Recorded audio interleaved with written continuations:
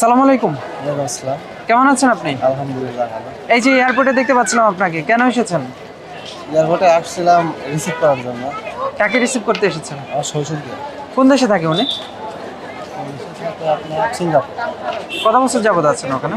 Singapore আছে আপনার 16 বছর।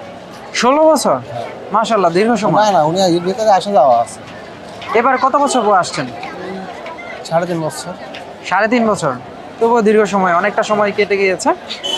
এই যে 3.5 বছর ওনাকে ছাড়া আছেন, কেমন লাগে বিষয়টা? কেমন লাগে যখন নিতে আসি তখন তো সবার কাছে ভালো লাগে। আর এমনি টাইমে ধরেন এজেও যাবে। যারা হচ্ছে পরিবার ছেড়ে প্রবাসে থাকে, তাদের উদ্দেশ্যে কিছু যদি বলেন। পরিবার ছেড়ে থাকা তো এরা তো খুব টাফ। তারপরেও কিছু করার নাই, থাকতে হবে। আপনার নাম? আমার নাম মোহাম্মদ রবিন হোসেন। আপনার গ্রামের বাড়ি? পাবনা। আপনি কি করেন? আমরা গার্মেন্টস অ্যাক্সেসরির ব্যবসা করি। আচ্ছা। আপনার কি ইচ্ছা আছে কখনো প্রবাসে যাওয়া?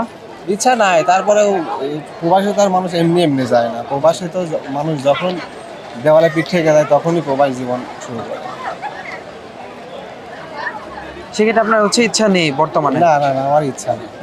আপনার জন্য অনেক অনেক শুভকামনা থাকলো, এবং আপনার শ্বশুর যেহেতু আসছেন, উনি যেন নিরাপদে পৌঁছতে পারেন আপনাদের মাঝে, এই কামনাই থাকবে। আসসালামু আলাইকুম।